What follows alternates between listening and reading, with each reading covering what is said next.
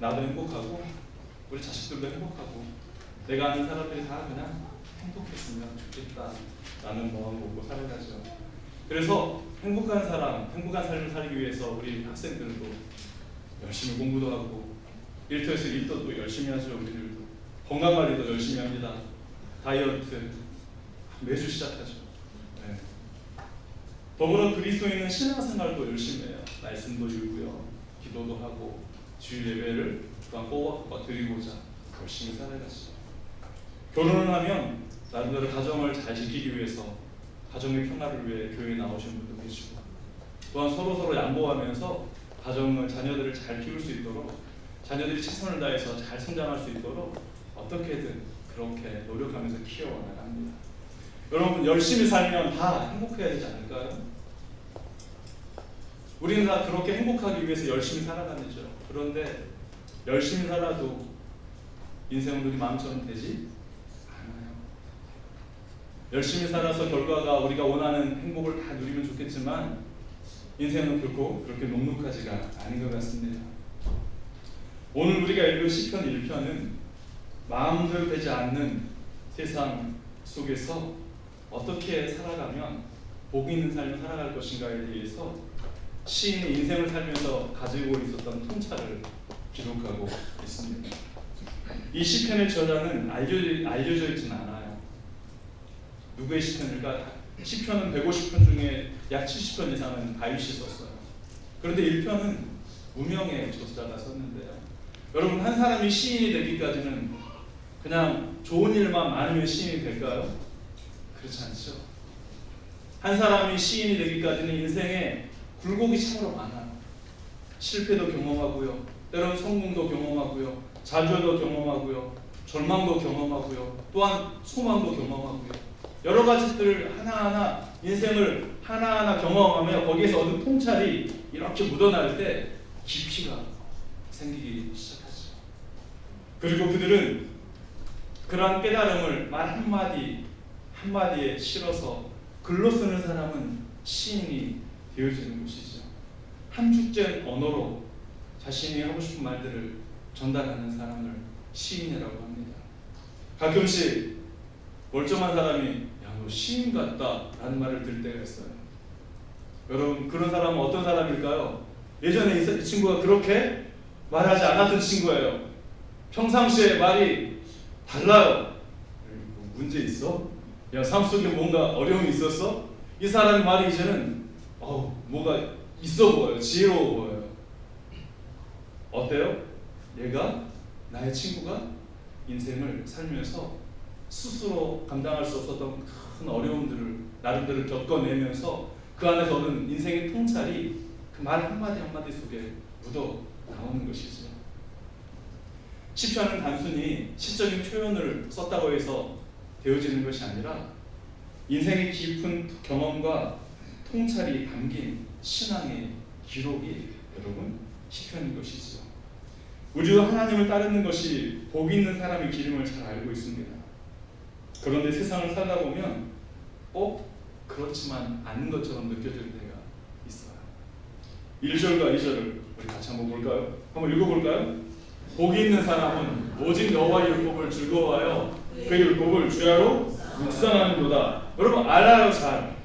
그리고 그 결과가 어떻게 될 줄 알죠? 6절이요. 같이 읽어보죠. 무릇 의인들의 길은 여호와께서 인정하시나 악인들의 길은 망하리로다. 악인은 망할 것이라는 것도 알죠. 그런데 문제는 우리가 살아가는 삶 속에서는 그렇게 보이지 않는다는 게 문제예요. 나는 하나님을 잘 섬기는데 왜 내 일은 잘 풀리지 않는 걸까요? 저 사람은 악한데 왜 평통한 것일까요? 악한 자가 잘 사는 세상, 여러분 정의롭지 않아요. 공평하지 않아요. 기회는 모든 사람에게 균등하게 주어져야 되는데 기회도 균등하게 주어지지 않아요. 여러분 조건이 평등해야지, 같이 시작점이 같아야지 경쟁할 수 있는데 이미 태어날 때부터 누구는 금수저로 누구는 흙수저로 태어나요. 경쟁이 되지 않아요. 예전에는 개천에서 뭐가 나와요? 용이 나왔어요. 요즘은 개천에서 용이 나오지 않는 세대가 되어져 버렸어요. 빈익빈 부익부 현상이 너무나 강력해졌고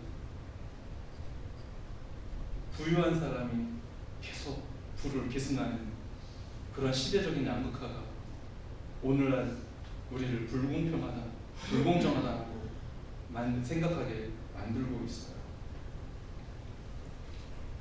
하나님을 믿는 자는 형통하고 악인은 결국 만날 것이다. 이 말은 맞는 말이에요. 결국엔 이렇게 되는 것이죠. 그런데 우리는 그 말씀이 이루어지는 걸 살아생전 볼 수도 있고 보지 못할 수도 있어요. 이것이 우리의 마음을 힘들게 하고 탄식하게 하는 원인이 되어지는 것이죠. 하나님의 말씀은 결국 이루어지나 우리의 생명은 그것을 다 볼 수 있을 만큼 길지 않다는 것이 인생의 딜레마입니다. 그래서 신앙은 무엇일까요? 신앙은 하나님 말씀이 이루어지는 것을 보는 것이기도 하지만 말씀이 이루어질 것을 믿고 살아가는 신앙 인생의 여정이다 라고 말할 수 있어요. 그래서 공식처럼 하나님 믿으면 복받아. 언제? 내가 살아생전? 그렇지 않을 수도 있다는 것이죠. 내가 죽고 난 이후에 복이 임할 수 있는 것이에요. 그래서 말씀은 분명히 이루어지지만 우리가 살아있을 때 때로는 죽은 이후에도 그 말씀은 영원히 이루어진다는 사실을 믿고 살아가는 것이 뭐예요? 신앙의 생활이라는 것이죠. 여러분 쉽지 않습니다. 오늘 말씀처럼 복 있는 사람의 길을 현실 속으로 들어갈 때 우리는 어김없이 고난을 마주하게 되어집니다. 고난을 닥칠 때 하나님 말씀을 묵상하며 이겨내기 위해 노력하죠. 그런데 나에게 고난을 준 사람은 형통한 것처럼 보이고 행복한 것처럼 보일 때 이러한 일들이 반복되고 지속될 때 우리는 하나님을 믿는 것이 어떤 의미가 있는지 신앙생활을 열심히 하는 것이 어떤 유익이 있는지 탄식하게 되어지는 것이죠. 그래도 다시 힘을 내서 믿음의 길을 걸으려 하지만 여전히 우리가 사는 세상은 불공평하고 하나님은 멀리 계신 것처럼 느껴집니다. 다시 힘을 내서 하나님을 찾고자 하지만 니심 악인들의 형통이 부러워요.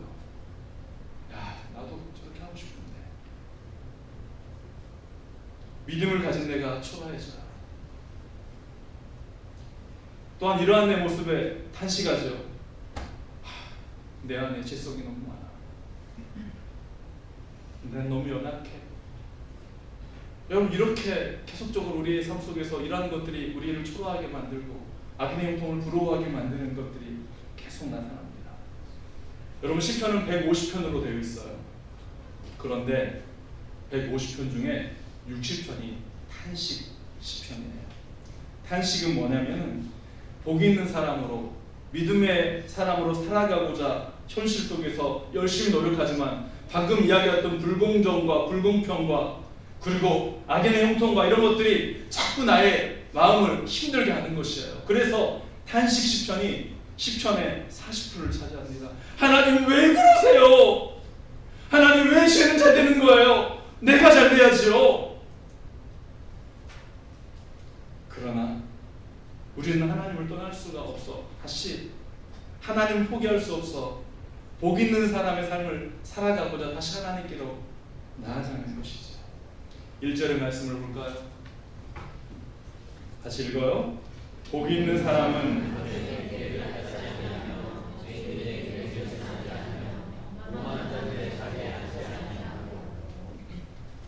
인생을 살아본 시인은 알아요.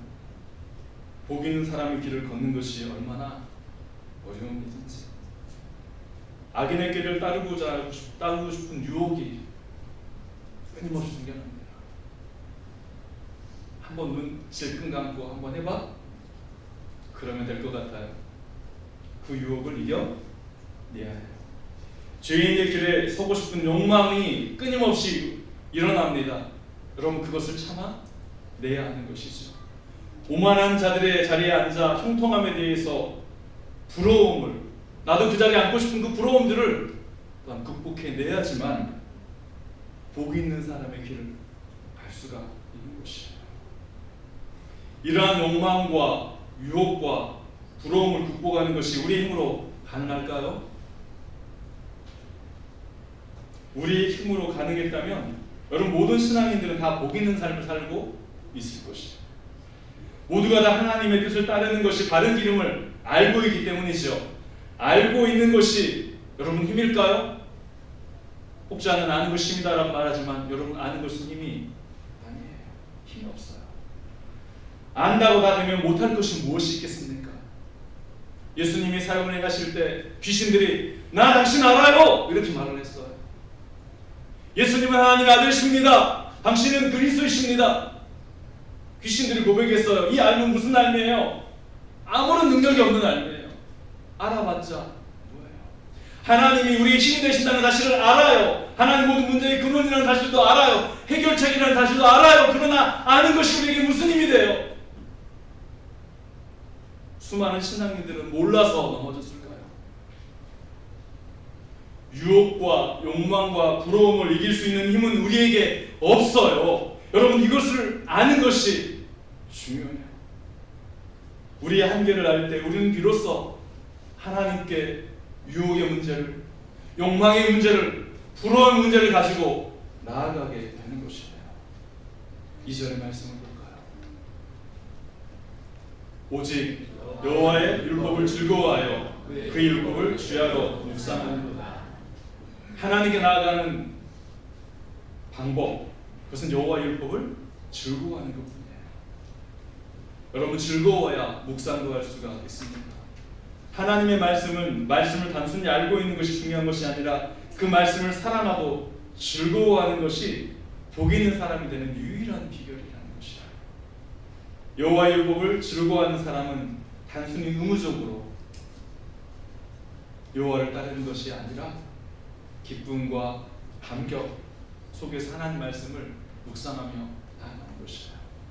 신앙생활에 기쁨이 사라지고 있다. 여러분 어떠세요? 예배를 드리는 게 기쁘지 않다, 즐겁지 않다. 봉사하는 것도 즐겁지 않다, 기쁘지 않다. 헌금하는 것도 기쁘지 않다, 즐겁지 않다. 여러분 안 하셔야 돼요. 하나님은 그러한 것들을 받으시지 않으시는 분이세요. 그러면 하지 말라는 것일까요? 그렇지 않아요. 하나님, 나는 할 수 없지만 하나님 힘을 주시면 하나님께 즐겁게 나아가고 싶어요. 우리의 한계를 하나님께 고백하며 나아갈 때, 힘을 달라고 기도할 때 하나님을 즐거워할 수 있도록 도와주세요. 하나님께 나아가 섬기며 봉사하는 것들이 즐거울 수 있도록 도와주세요 라고 간구할 때 하나님 그 힘을 주시는 것이고, 그 힘을 받을 때 우리는 비로소 즐겁게 예배에 나와 하나님을 찬양하는 것이고요, 기도 생활에 즐거운 것이고요, 말씀을 보는 것이 두근거려지는 것이에요.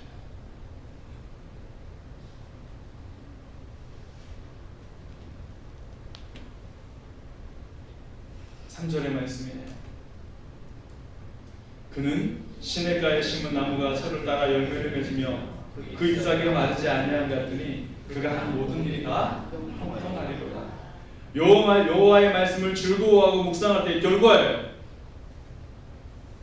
여러분 바라기는 시냇가에 심은 나무가 철을 따라 열매를 맺고 어떠한 상황에서도 잎사귀가 푸르르는 것 같이 여러분 하는 모든 일들이 잘 되시기를 주의 이름으로 축원합니다. 우린 비결을 알고 있어요. 어떻게 하면 잘 되는 것인지. 모든 것을 아시는 하나님과 동행하는 삶. 여러분 문제 앞에 문제 해결자가 내 옆에 계시다면 여러분 그 문제는 더 이상 문제가 아닌 것이에요. 누구와 동행하는 것이 가장 바람직하다고요? 하나님과 동행하는 인생이 여러분 총통의 삶의 가장 중요한 원리인 것이에요. 이제 4절의 말씀을 같이 봅시다. 악인들은 그렇지 아니하며 오직 바람에 나는 겨와 같도다. 악인들은 바람에 날려다니는 겨와 같다고 말하고 있습니다. 여러분 악인들은 꾀를 따르며 유혹에 넘어가서 살아가요. 잠시 즐거움을 누리죠. 죄인의 길에 서고자 하는 욕망을 따라 살아가 버립니다. 그래서 그 욕망을 성취해요. 그래서 그 쾌락을 누리며 살아가요. 오만한 자리에 앉고 싶은 그 부러움을 그대로 실행하면서 부러움의 대상이 되어져 버려요. 그래서 만족하며 살아갈 것처럼 느껴요. 원하는 대로 되어지는 것처럼 느끼지만 여러분, 오늘 본문은 그렇게 말하고 있어요. 날리는 겨와 같다. 금세 사라져버리는 것이다 라고 말합니다. 뿌리가 없기에 그러한 것들은 의지하고 기댈 수 있는 대상이 아닌 것이에요.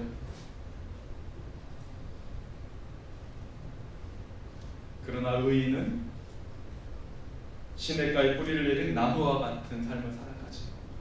의지할 대상이 있고 언제 어디서나 늘 기쁨과 충만함을 누릴 수 있는 그러한 능력의 근원을 가지고 있다는 것이에요. 이제 5절의 말씀을 볼까요? 그러므로 악인들은 심판을 견디지 못하며 죄인들은 의인들의 모임에 들지 못하리로다. 여러분, 기대하고 의지할 만한 것이 없으면 어떤 것에 귀를 기울일까요? 솔깃한 것에 귀를 기울여요. 이 말 저 말에 귀를 기울입니다. 그래서 이 말 따라갔다가 저 말 따라갔다가 뿌리가 없기 때문에 휘둘리다가 그럼 인생을 다 허비해버려요. 하나님을 믿을 때 제대로 믿지 않으면 오고 가다가 다 인생이 금방 10년, 20년 흘러가는 것이죠. 이제 마지막 절이 참 중요한 말씀이에요. 6절의 말씀. 무릇 의인들의 여호와께서 인정하시나 악인들의 길은 아니로다. 하나님과 동행하는 사람들이 행복한 이유가 나옵니다. 여호와께서 인정하시기. 우리는 모두 인정받는 것을 좋아합니다. 그러나 인정받고자 노력하는 것은 여러분 위험을 동반하고 있어요. 신앙생활을 여호와께 인정받기 위해 하기 시작할 때 여러분 그 인정받기 위한 모든 행동은 우상이 되는 것이에요. 하나님이 말씀이 즐겁고 하나님 너무 좋아서 열심히 하다 보니까 인정을 받는 것은 가장 성경적인 것이지만 인정받기 위해 신앙생활을 하는 것처럼 열심히 하는 것처럼 하는 것은 나를 병들게 하는 것이에요. 인정받기에 가장 대표적인 자들이 바리새인과 서기관들, 종교 지도자들이었어요. 예수님은 회칠한 무덤과 같은 자들이라고 말씀하셨어요. 이렇게 다 지키면 하나님이 나를 축복해 주신다. 이게 공식이었어요. 여러분, 신앙은 공식이 아니에요. 잘못된 공식을 적용하면 내가 하는 모든 것들, 이 인정받고자 하는 것들이 바로 우상이 되어지는 것이죠. 여호와를 즐거워하고 그 말씀을 기뻐하며 묵상할 때 우리의 삶이 어떠한 자리로? 예배의 자리로, 섬김의 자리로, 봉사의 자리로, 구제의 자리로 나아가는 것이에요. 그렇게 살다 보면 여호와께서 그래 잘한다 라고 인정해 주시는 것이에요. 인정은 결과예요. 여호와께서 인정하시는 삶, 신앙생활의 결과가 바로 그렇게 되어지는 것이죠.